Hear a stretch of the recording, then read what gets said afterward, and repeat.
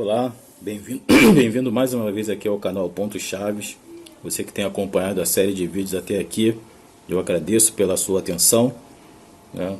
Tentei dividir mais uma vez para quem está chegando agora, né? Tem uns vídeos anteriores que eu dividi em parte porque era uma linha de pensamento que eu estava tendo durante alguns dias e a vontade de colocar no vídeo, né, foi muito grande, né? Infelizmente a falta de tempo é notória, né?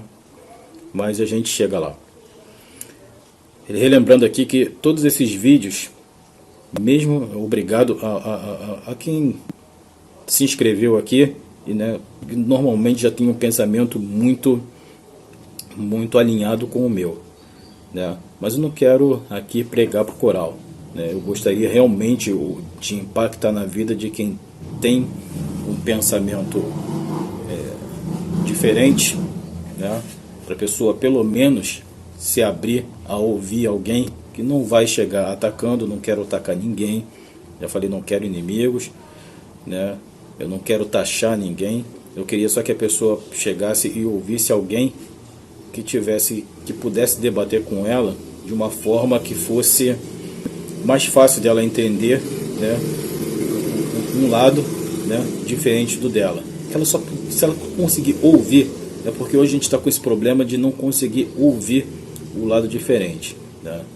Então, se a pessoa conseguir pelo menos ouvir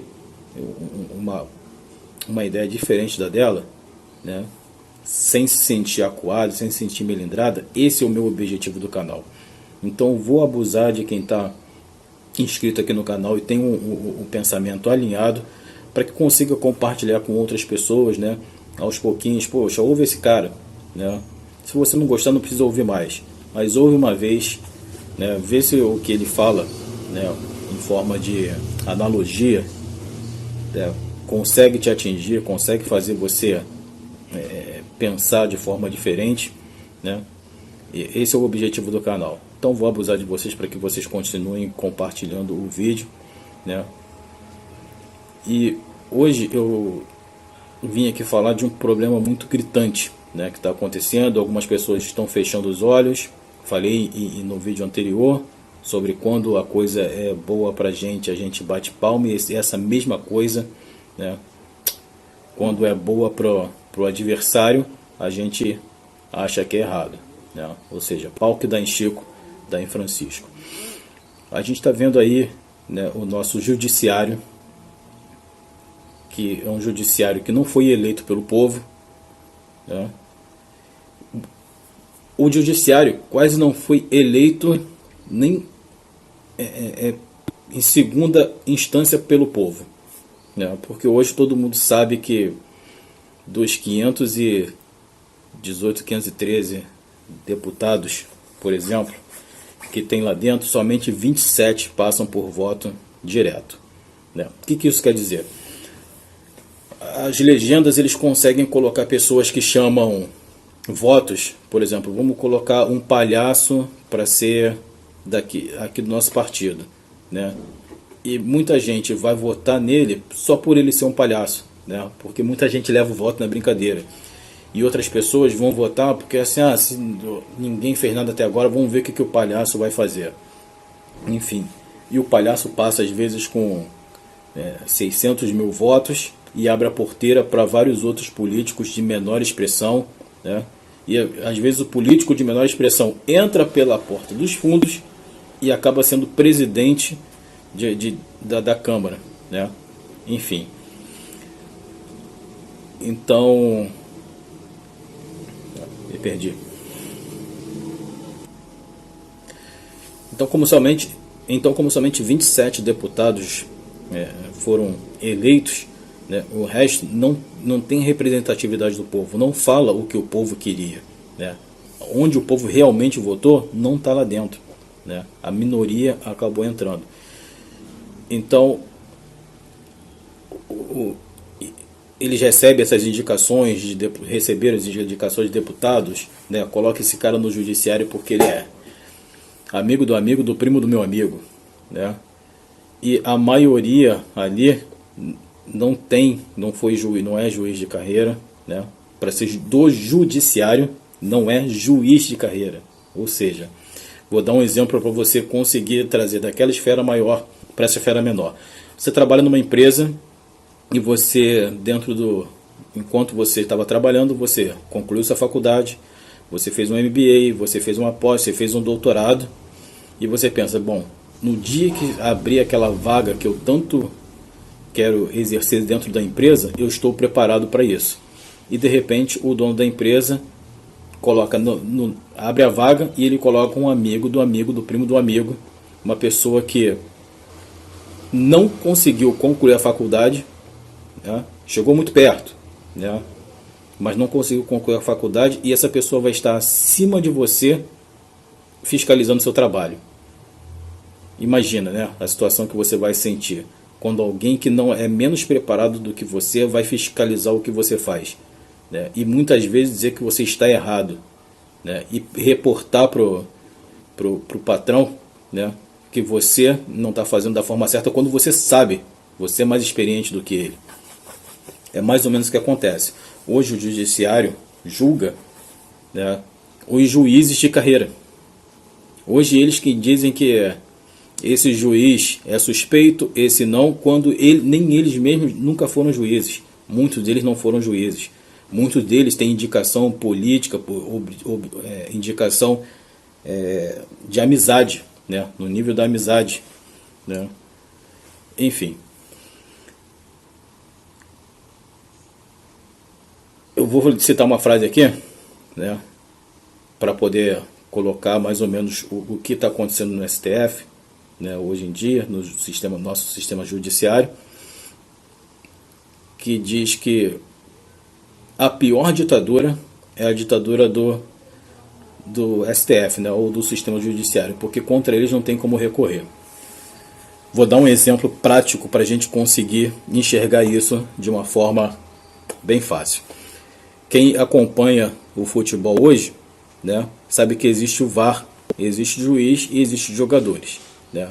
Até quem não acompanha já deve ter ouvido falar no VAR, né, que é um sistema de câmeras que vão fazer o tira-teima, aquele antigo tira-teima, na partida de futebol quando existe alguma irregularidade. Vamos colocar que os jogadores sejam o poder executivo, né? Estão lá executando o futebol, né? E que o juiz seja o legislativo, é o cara que tem as leis, é que sabe se a bola sair assim tanto, se o cara tiver mais adiantado um pé, né, se ali foi falta ou se não foi. E o VAR é o nosso sistema judiciário. O sistema judiciário, ele nada mais é do que, ele não pode ter lado, ele não pode ser Vasco, não pode ser Flamengo, não pode ser Corinthians, não pode ser 15 de Piracicaba, não pode ser time do Acre, não pode ser time do Rio Grande do Sul. Ele tem que ser isento, né? Marcou o que viu. Mas imagina que você tenha um VAR comprado que tenha lado, né? Que tenha coração por um time, que tenha predileção. Contra ele é a última instância. Ou seja, foi gol ou não foi gol, né? Eu sou jogador, eu acho que foi gol. O juiz marcou gol, mas tem uma dúvida porque a bola meio que entrou, meio que não entrou. E agora? Vamos pro VAR? E o VAR, o cara lá do VAR, ele torce contra o meu time. O que ele vai fazer? Obviamente que ele vai manipular para parecer que não foi gol. E contra o VAR não tem outra instância. Se o VAR disser não foi gol e acabou, né? E é isso que está acontecendo hoje com o Poder Judiciário, né? O Poder Judiciário, que são de pessoas que deveriam guardar a Constituição e não fazer nada além disso. Não era para estar dando entrevista, não é para estar dando opinião, eles não têm opinião, né? Tem interpretação. Quando chega ao ponto de ter que se interpretar algo. Então, a gente hoje tem os deputados que criam leis. O Senado chancela essa lei. Vamos dizer, a lei...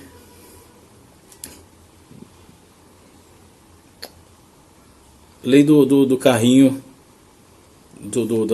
de criança dentro do carro, né? Que ela é banco de criança dentro do carro. É. Os deputados criaram, senadores foram lá, chancelaram, né? O executivo vai e endossa, né? E coloca na Constituição.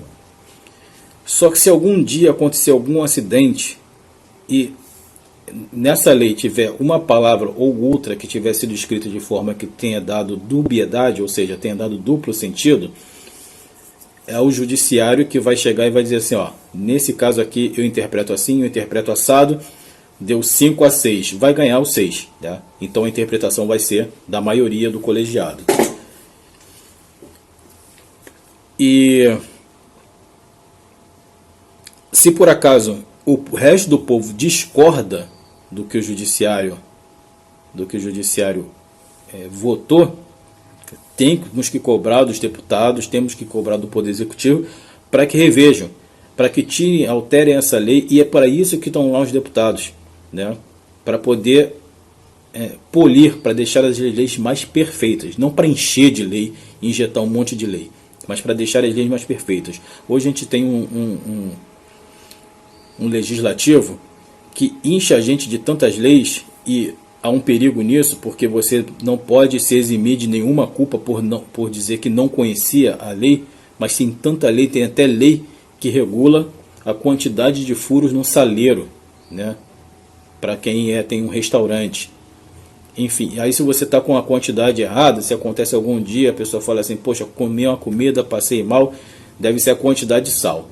Aí vai lá, poxa, ali tem 2 furos a mais. E você vai ter que arcar com as consequências dessa lei por não saber que o teu saleiro tinha 2 furos a mais. Ou seja, são tantas leis inchadas que a gente nem sabe mais para... Tem leis que vão contra as próprias leis, né? E o legislativo estaria lá para poder aperfeiçoar tudo isso. E o judiciário somente para poder fazer valer aquilo que está escrito. Eles não deveriam estar dando entrevista, nem opiniões, nem dizendo para que lado torcem ou não, né? Até porque eles não deveriam torcer para nenhum. Eles são pagos, muito bem pagos por nós, para serem isentos, né? E hoje em dia acabou-se essa isenção. Então contra eles não tem quanto você tem uma ditadura do judiciário que está querendo ditar as regras, e eles não ditam as regras, né? Eles só apenas interpretam as regras quando eles são convocados para interpretar. Contra eles não tem como lutar, né? Então não pense quando você está alimentando o judiciário contra o seu adversário político, contra a pessoa que pensa diferente de você, porque isso um dia vai se virar contra você. Eu vou ficar repetindo, né, esse moto nesse vídeo, no vídeo anterior eu falei e vou continuar repetindo. Pau que dá em Chico, dá em Francisco, né? Teve um pastor luterano na época do nazismo, eu esqueci o nome dele agora, me dá só um segundo. O nome dele é Martin Demoler, se eu não me engano é isso. Que ele falava nas preleções dele, ele ficou, durante o nazismo, ele ficou preso durante 7 anos no campo de concentração. Então ele está falando com propriedade da causa.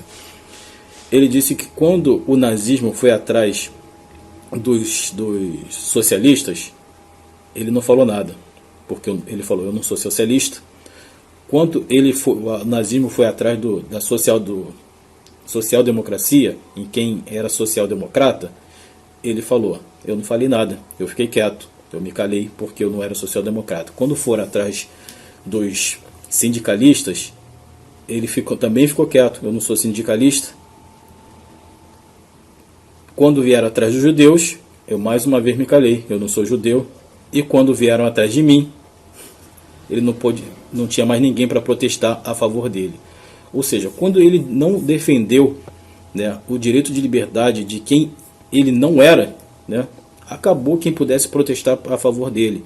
E ele acabou preso durante 7 anos no campo de concentração por conta disso. Eu não preciso exemplificar aqui para ninguém, todo mundo já deve ter visto Lista de Schindler e outros documentários que falam sobre o período do nazismo, né? Mas sabe como é que funcionava. O judiciário foi montado naquela época simplesmente como um circo, né, como uma atração circense. Você pegava uma pessoa que era um desafeto político do Hitler ou do nazismo, e ele passava por esse tribunal simplesmente como quase um instrumento de tortura, porque ele ali seria acusado de tudo e não teria absolvição de nada. Dali era campo de concentração, paredão e morte, né? Ou seja, contra a ditadura do judiciário não é a pior, né? Porque contra ela não tem como se recorrer, assim como você não tem como recorrer do VAR.